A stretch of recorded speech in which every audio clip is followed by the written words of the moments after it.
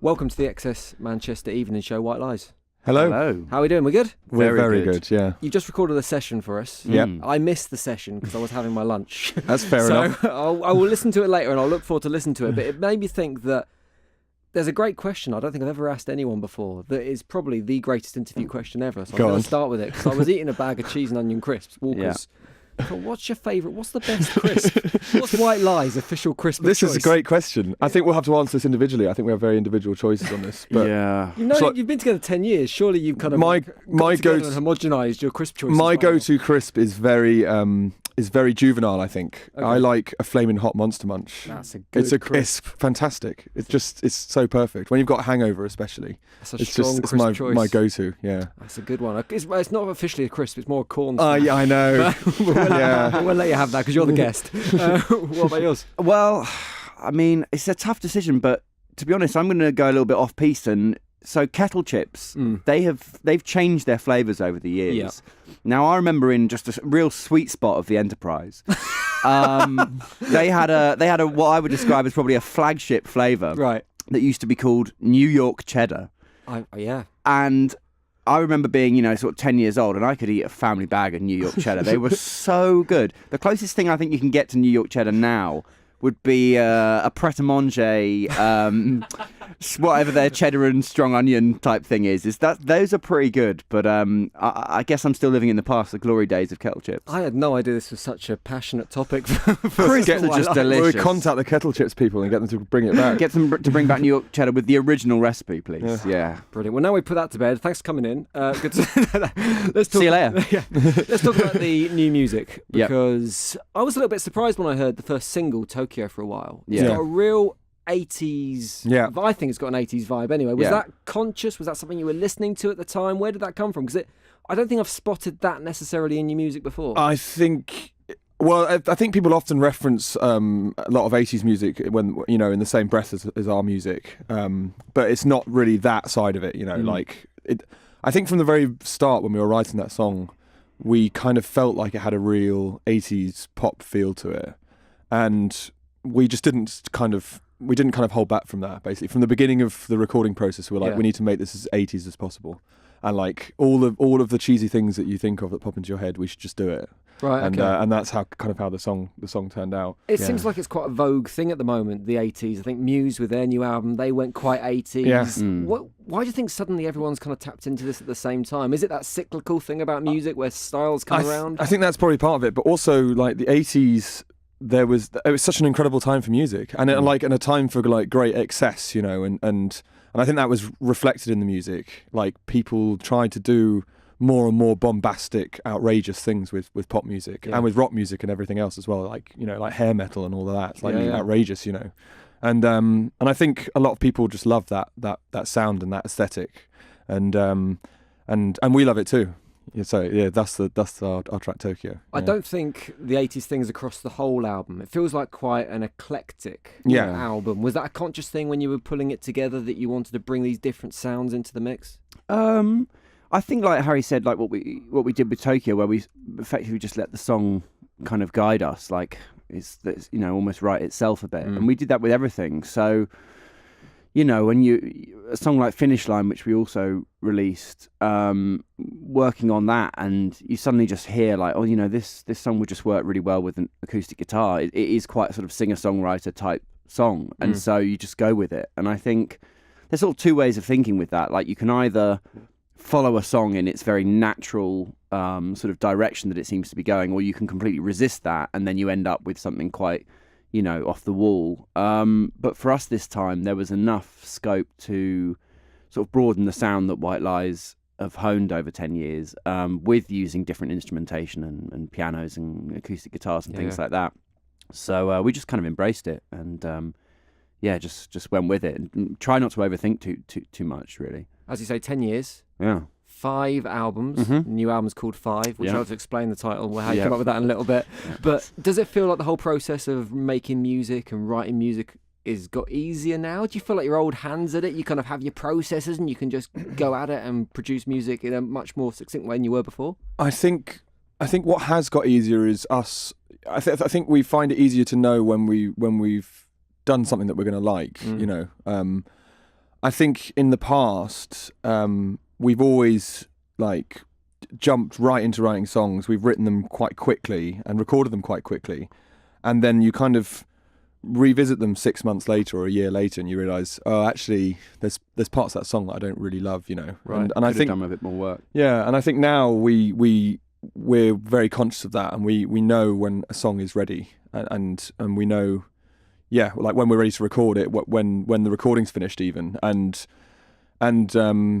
having lived with this album now, we know that we still like it, and I think that's something we've definitely got better at, like knowing when a song is finished and when you should record it. Yeah, basically. There's always going to be bits though that when you listen back, you go, "That's not." You always change your mind, because I mean, isn't there? There's this quote about creativity, whereas creativity is constant failure. Yeah, because you're constantly trying to strive for the next thing. So when you listen back to stuff, you must always feel like that a little bit. Yeah, well, one of the great things about being in a band, though, is you play all these songs live. So all those little tiny niggles that really annoy you in the recording, you don't ever have to listen to them again. You can completely change them in the live set, you know. Does it feel like a job doing this now? Because obviously when you start off down the route of being in a band, it's 100% passion. You're doing it because you want to make music. Now you're 10 years in, does it feel like it's kind of like your 9 to 5, or is it still as exciting and as passionate as it ever has been? It's still it's completely as exciting. In some ways, I kind of feel like the first couple of years were in a way more hard work, more of a job. Like we were really young, and I remember our drummer Jack at one point said he was sort of digging out through some old emails and looking at these old itineraries of tours and things we used to do in those first 2 years, and he was just like, I was blown away by the kind of schedules we were on back then. Like we just couldn't do it now, and we would be doing interviews for 4 hours a day before a show, before getting 4 hours sleep to then fly somewhere else and all this kind of stuff. And I think the first summer or second summer of being in a band, we did something like 38, 40 festivals in the summer all over the world, and just you can do that when you're 19, but we're 30 now, so I think that would take its toll. And I think you can kind of separate, at least for me, I can kind of separate in my mind like the really straining, demanding bits of the job, like the travel, and like flying or getting on the bus every night or whatever, and not getting very much sleep, with the shows and creating music, and playing the shows and writing and recording together is so much fun. We love it so much, and like you can do everything else in order to do that. Yeah, it makes it worth it. Yeah, this is the first time I've met you boys, and I have to say you're not at all how I expected you to be. How did you expect us to be? I thought you'd be incredibly serious. Your music is quite. I say serious, I don't think that's the right term to describe it, but it's kind of got this desolate feel to it. It's a little bit apocalyptic at times, particularly on the new album, I think. And songs like, what's the final track on the Fire and Wings? Fire and Wings feels like this has this apocalyptic feel to it. And I thought you'd be, I don't know, I thought you'd be a much more serious guys. I think when you put so much of that into the sort of creative work you're doing, it's it's quite a sort of catharsis is maybe a little bit too strong, but you sort of get that out of you a little bit, so it allows your day-to-day life to take on the other therapy. Thing, and a little bit. And it's often said that like the sort of heavier the metal bands, like the nicer the people, like the nicer the guys, because they're out on stage just whatever worries, anxieties, problems they got, just thrashing it out every night, and then actually really usually just sweet teddy bears back in the backstage room. What you want to watch out for is sort of, mainstream pop singer-songwriters. They're the nightmares. Do you find it easier to write, sort of tap into that stuff, that sort of desolate, apocalyptic stuff, when the world's in a bad place? So, for example, at the moment, the world is probably, wherever you look, is not in a great place. Yeah. Does that make it easier to write your music? I think, to be honest, all of our songs are... they reflect on quite sort of personal things. And I don't mean that in terms of my personal things. I mean, they deal with people on quite an intimate and kind of quiet level. So we don't write songs about, huge issues, at least not in a way where it's looking at in a sort of bird's eye view of a massive, situation or event or something like that. It's more that it will focus in on two people or one person, and how perhaps something that's going on is affecting something very personal in their life. So, I think as a songwriter, the best thing you can do is just maintain good friendships, basically, because you can steal a lot of great material off your friends. Because just existing, is not easy, and I think everyone has different struggles all at once. So you just spend a lot of time with people and consider what they're telling you, and be a bit of an agony aunt to them and things, and vice versa, and then that's where sort of material comes from, rather than watching the news and going, oh, I'll write a song about that news story. That's not really our style. I think I've got the name for your 6th album. Agony Existing Aunt. Isn't Easy. That's a great name for an album. Well, it's been a pleasure to meet you. Thank you very much. Good luck with the album 5. Thanks. It's Cheers. absolutely brilliant, and I love the 80s vibes as well. So thank you very much for coming in. Pleasure. Thanks for having us. Go breathe it out, walk your walk. Come back when you're ready to talk. Heart ringing, take the call. My life is in print to play. Flip the set if it's time to fray. There's nothing new to crave. 'Cause you know that every city has a Chinatown called Tokyo, called New York. It's just same but different love. Called Jupiter, called Leo. Find a right and find a wrong. Called Tokyo, called New York. It's just same but different love. Called Jupiter, called Leo. Find a right and find a wrong. Find a right and find a wrong. Right back or just write it off. Hasn't everybody suffered enough with the carcass left of us?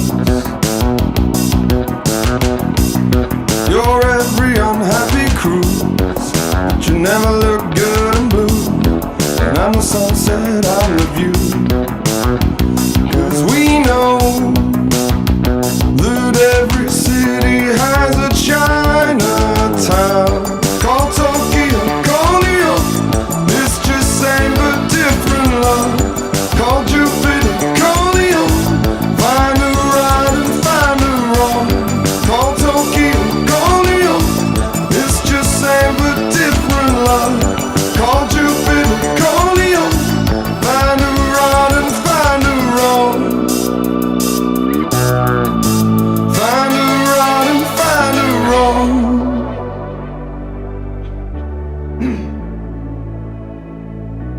Get me London, get me soul. Say it's me who's calling. Girl, I'm lower than a dog, and my ego's falling. Get me Bangkok, get me Rome, where all the hope is hiding. Just know I'm numb and I'm alone, so come back to